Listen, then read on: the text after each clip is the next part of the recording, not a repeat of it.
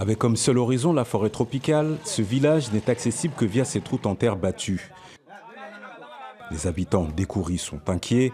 En effet, une autoroute à plusieurs voies devrait être construite. Ce projet serait une menace pour leur mode de vie. Ces villageois se considèrent comme des gardiens de la forêt. Construire une autoroute ne doit pas servir à nous priver de notre forêt, un bien public. Si le gouvernement veut la paix, il doit réduire la zone tampon prévue.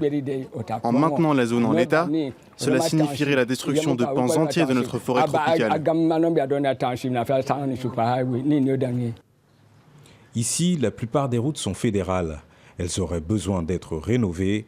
L'État de Cross River a choisi une autre option et les premières tranchées de l'autoroute ont été creusées. Des militants écologistes se mobilisent. Ils réclament des indemnités en faveur des communautés locales pour toutes les terres réquisitionnées. Ces défenseurs de la nature soutiennent un projet alternatif.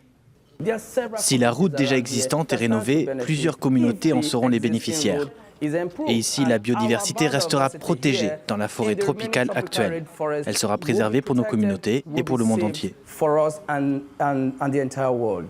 Relier le port de Calabar aux différentes ressources de l'État de Cross River, c'est l'objectif du projet d'autoroute. Les autorités locales sont convaincues, le nouvel équipement amplifiera la croissance économique dans la région. Le gouverneur et son administration cherchent des investisseurs. La forêt est notre bien à tous, le monde entier l'aime, mais nous avons juste besoin d'un bout, une petite portion de terre pour construire cet équipement routier. Cette autoroute est indispensable pour l'essor de notre État de Cross River. Nous avons d'un côté la forêt et de l'autre cette voie terrestre. Rien, absolument rien ne doit être sacrifié. Nous souhaitons avoir les deux ensemble et nous souhaitons les conserver ensemble. À cause des mauvaises routes, les agriculteurs peinent à acheminer leurs récoltes sur les marchés. En revanche, ils redoutent toujours une autoroute, synonyme pour eux de destruction d'arbres et donc de fruits.